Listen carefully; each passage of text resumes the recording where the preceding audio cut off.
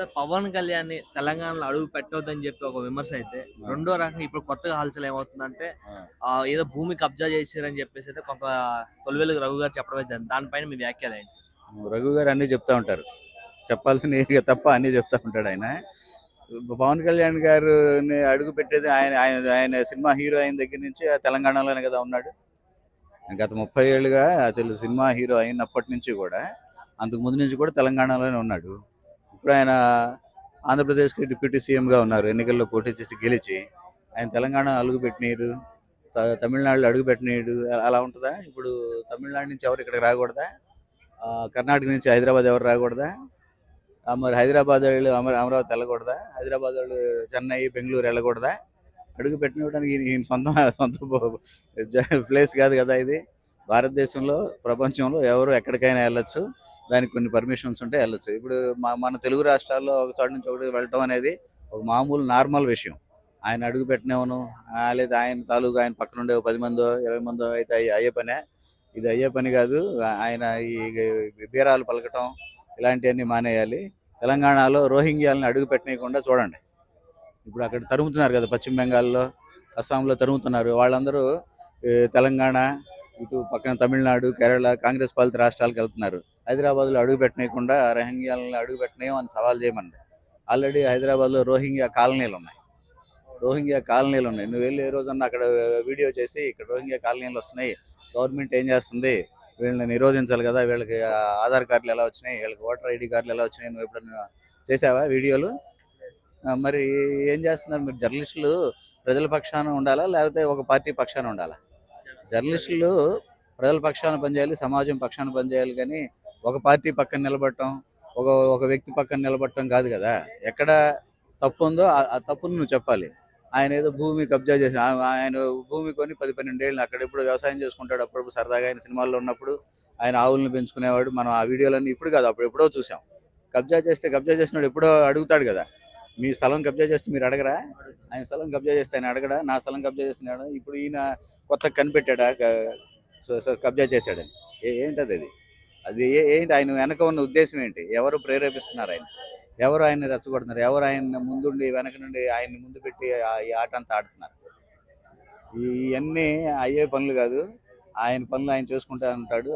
ఆయన ఆయన power star.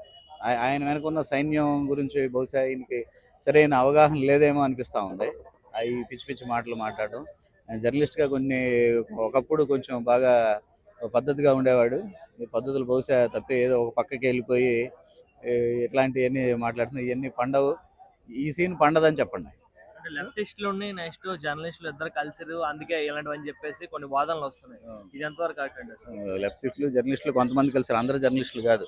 చాలామంది ప్రజల పక్షాన ఉన్న జర్నలిస్టులు మనం చాలామంది చూస్తున్నాం ప్రజెంట్. ప్రజల పక్షాన సమస్యల గురించి మాట్లాడేవాళ్ళు, సమస్యలకు పరిష్కారాలు వాళ్ళ పరిధిలో సూచించే వాళ్ళని కూడా మనం చూస్తున్నాం. ఎవరో ఇద్దరు ముగ్గురు ఇలాంటి వాళ్ళు మాట్లాడినంత మాత్రాన ప్రజలు దాన్ని గుర్తిస్తారు.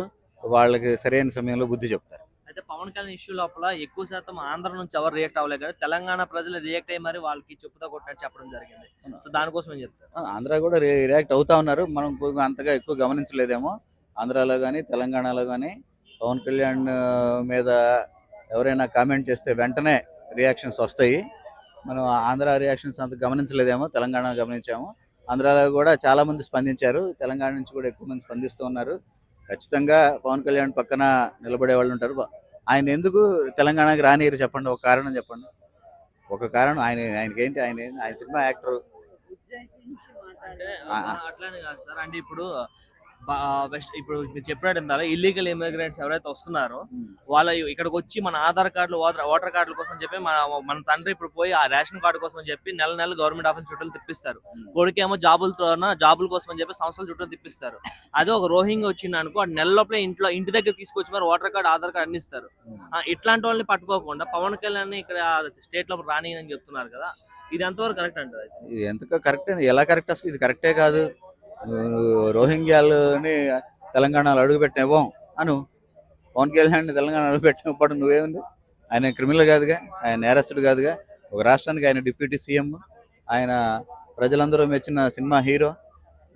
ఆయన వల్ల ఏం పొరపాటు జరిగింది? ఏం తప్పు జరిగింది? ఆయన్ని తెలంగాణ అడుగుపెట్టినాము అంటే అది అది చట్టం చేయాల్సిన పని. ఆయన వైపు ఏదైనా పొరపాటు ఉంటే, ఆయన వైపు ఏదైనా నేరం ఉంటే ఆయన్ని రాష్ట్ర బహిష్కరణ లాంటి శిక్షలు లాంటి ఏదైనా వేస్తే అప్పుడు నువ్వు అడుగు పెట్టినావు అంటే ఓకే. ఒక డిప్యూటీ సీఎంని, ఒక ప్రజాప్రతినిధిని, మాస్ హీరోని మాస్ హీరోని నువ్వు అడుగు పెట్టనివ్వు అంటే అది జరిగే పనేనా? జరగదు, జరగదు, జరగదు. Thank you. Thank you.